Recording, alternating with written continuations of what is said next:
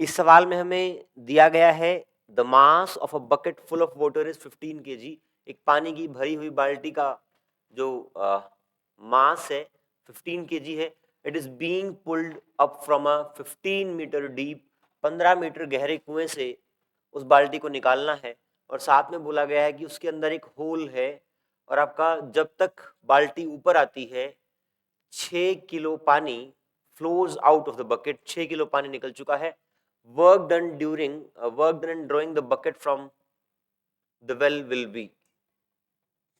देख लेंगे डायग्राम से आप, ये आपका वेल है,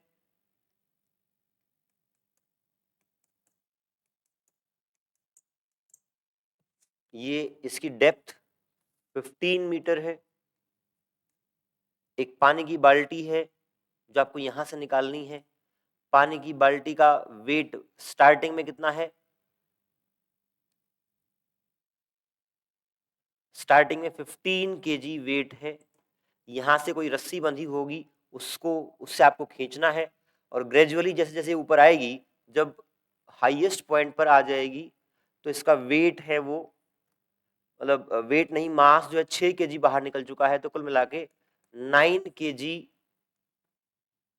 यहाँ 15 kg था और यहाँ पर जो मास है वो 9 kg है, 6 kg बाहर निकल चुका है। तो आपको कितना वर्क डन करना पड़ेगा ये निकालना है। इस सवाल में हमें ये मान लेना है कि we are drawing the water very slowly, हम बहुत स्लो उसको ऊपर की तरफ खींच रहे हैं। ऐसा करने का कारण क्या है, क्योंकि हमें work done by external force निकालना है। अगर स्लोली कंसिडर करेंगे तो उस केस में जो ऊपर का फोर्स है टेंशन और जो ग्रेविटी का फोर्स है mg उस इंस्टांट पे वो दोनों बराबर होंगे, क्योंकि स्लोली का मतलब है कि वो ऑलमोस्ट रेस्ट में है एक तरीके से। तो दोनों फोर्स बराबर होंगे तो किसी भी मोमेंट पे हमें ग्रेविटी का फोर्स पता होता है, उसी के बराबर हम टेंशन का फोर्स रख देंगे तो आपको वर्क डन निकालना आसान हो जाएगा। एक पॉइंट तो ये कि यहाँ पे हमें क्या मानना है कि हम स्लोली ड्रॉ कर रहे हैं और उसको उसमें टेंशन फोर्स और mg फोर्स बराबर रहेंगे। दूसरी बात, यहाँ पर जो वर्क डन है, देखिए आप इस बकेट का जो मास है वो ग्रेजुअली घट रहा है। स्टार्टिंग में 15 kg है और फिर 9 kg है। ये जो घटने का रेट है हम मानेंगे कि ये मास एक रेगुलर इंटरवल पे regular amount of water is coming out from the bucket. इसका मतलब एक लीनियर डिक्रीमेंट रहेगा मास ऑफ वाटर में। मेरा कहने का मतलब है स्टार्टिंग में मान लो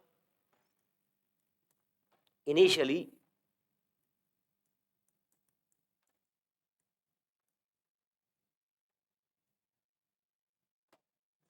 इनिशियली बकेट पे जो फोर्स लगेगा ग्रेविटी का वो लगेगा 15 इंटू 10, 150 न्यूटन।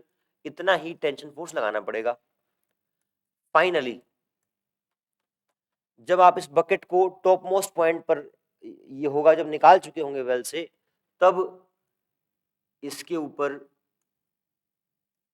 जो वेट लगेगा वो लगेगा 90 न्यूटन और टेंशन फिर उसके बराबर हो जाएगी। तो जो फोर्स उसको निकालने में हम लगा रहे हैं वो फोर्स ग्रेजुअली घट जाएगा। पहले टेंशन 150 न्यूटन थी और अब 90 न्यूटन है। इस सिचुएशन के करस्पॉन्डिंग अगर मैं एफ एक्स ग्राफ ड्रॉ करूं,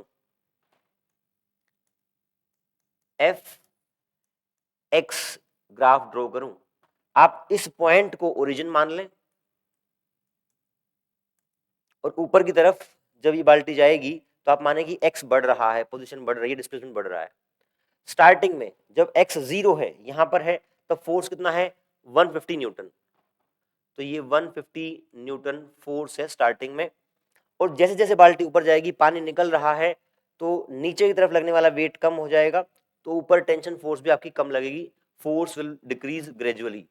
ये फोर्स घटती घटती हो जाएगी 90 न्यूटन जब एक्स हो जाएगा 15 मीटर। जब ये बाल्टी पूरी ऊपर आ चुकी होगी 15 मीटर ऊपर, तब आपका फोर्स इतना हो जाएगा। स्टार्टिंग में फोर्स इतना है, फाइनली इतना है। हम मानेंगे कि पानी आपका ग्रेजुअली और लीनियरली ये ग्राफ बनेगा आपका फोर्स वर्सेस डिस्प्लेसमेंट का। अब यहाँ पे देखें फोर्स क्या है आपका, वेरिएबल है। वेरिएबल फोर्स में वर्क डन निकालना हो तो दो तरीके होते हैं, या तो इंटीग्रेशन या फिर एरिया अंडर द कर्व। यहाँ पे हम area under the curve area under the curve निकाल के वर्क डन निकालेंगे। इसका एरिया निकालना है तो ये ट्रेपीजियम है, ट्रेपीजियम का एरिया निकालने का फॉर्मूला होता है half into sum of parallel sides 150 plus 90 into distance between parallel sides 15।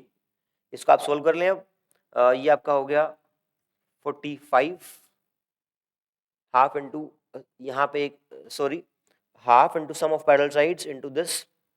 Solve करेंगे तो आपका आंसर आ जाता है इसमें 1800 जूल। आप कैलकुलेट कर लेंगे आसानी से। 1800 जूल तो आई थिंक नहीं आ रहा है।